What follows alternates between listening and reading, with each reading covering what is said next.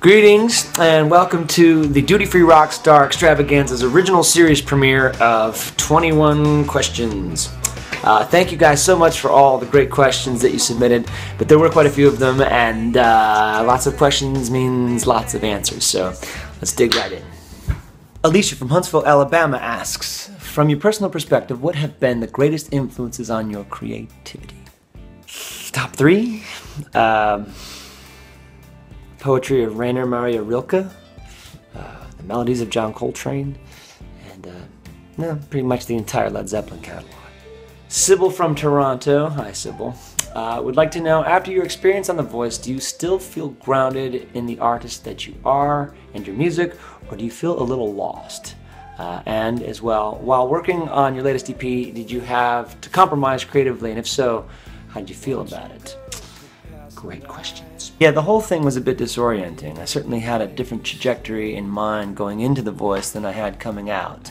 As for the album with Adam, yeah, I knew it was going to have to be a bigger, more, mainstream record than my prior records. And anytime there's an A&R guy, there's bound to be compromise. But for the most part, it was a really great experience and one that I welcomed wholeheartedly, and I really dig the record. Amanda from Panama City Beach, Florida wants to know, what's been the hardest song for you to write and what made it so difficult? Happy songs. Happy songs are hands down the hardest songs to write. So hard, in fact, that I'm still working on one now. It's coming along. Ashley from Waterloo, Iowa said, always wanted to know the story behind the song So Long. Who, what, when, where, and why? I wrote So Long well after my breakup with Carrie Russell, and I think I had had enough time and space from the relationship to finally organize my thoughts into a song. A very sad song. My friend Paul from Vegas wants to know, do you create these videos or is there some wizard behind the curtain? And what's with the snowball? That seems like a new thing. Yeah, I'm basically making the videos myself. I'm using an iPhone, GarageBand, and iMovie to create all the content.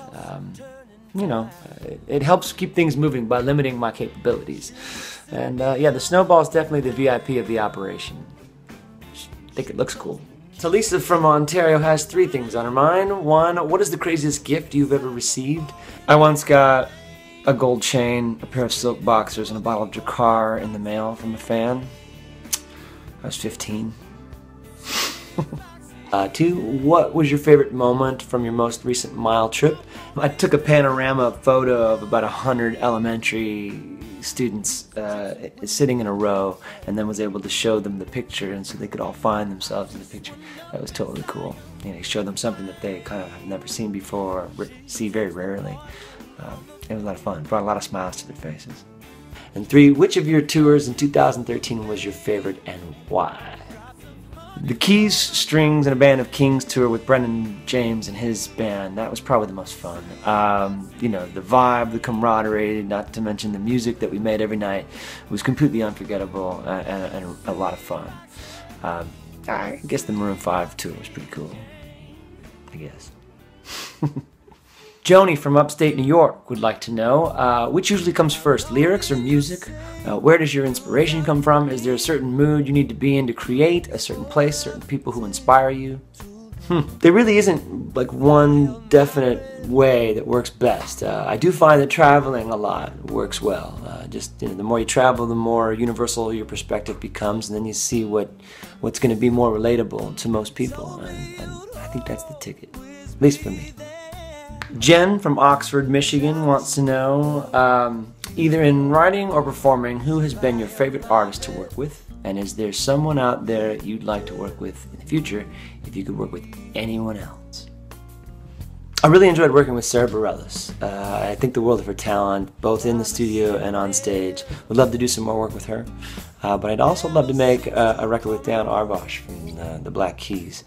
Man, the list goes on. Good question. Vanessa from Riverside, California would like to know, are you an introvert who's mastered extroversion because it's your job to perform, or are you an extrovert who's mastered introversion because it's your job to observe and write personal, thoughtful poetry? This one takes the grand jury prize, I'd say.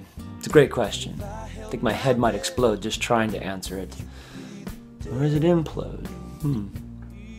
Seriously, let me get back to you on that one. I seriously, no idea. Great question.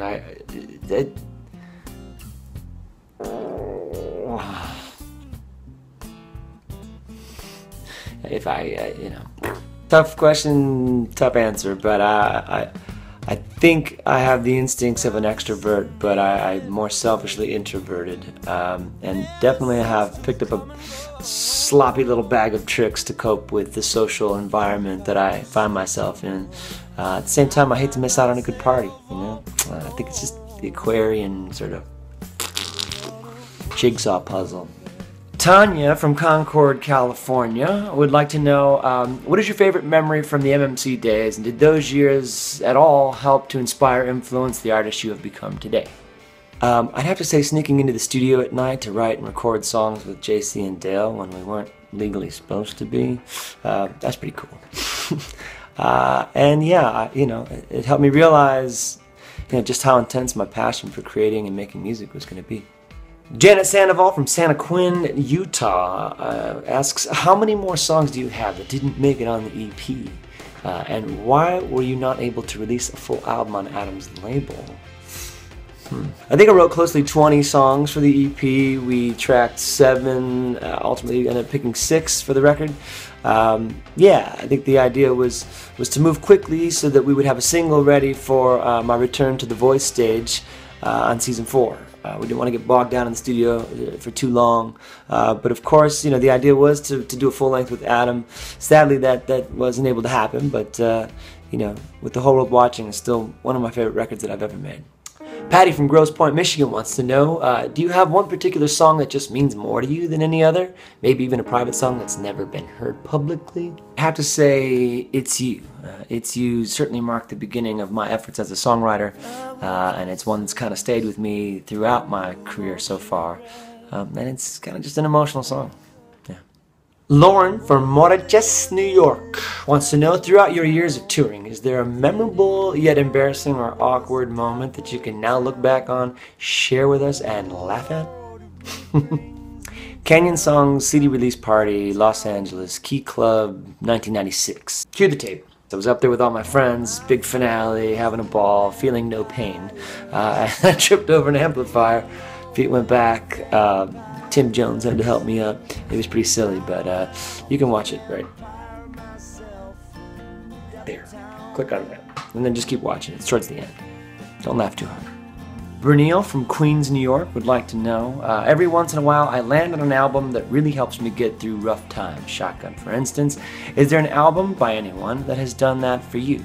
Grace by Jeff Buckley always transports me to another place in time, as does Hijira by Joni Mitchell, Sky Blue Sky by Wilco, and Dirt Floor by Chris Whitley. They all of them seem to make everything okay.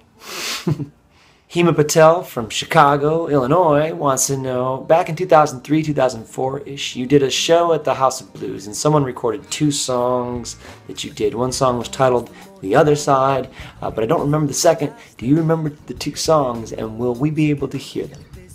Yeah, the second song was called Shelter of Your Love. It was one of 3 songs that I co-wrote with JC for his debut solo album, and only one, Build My World Around, made the record.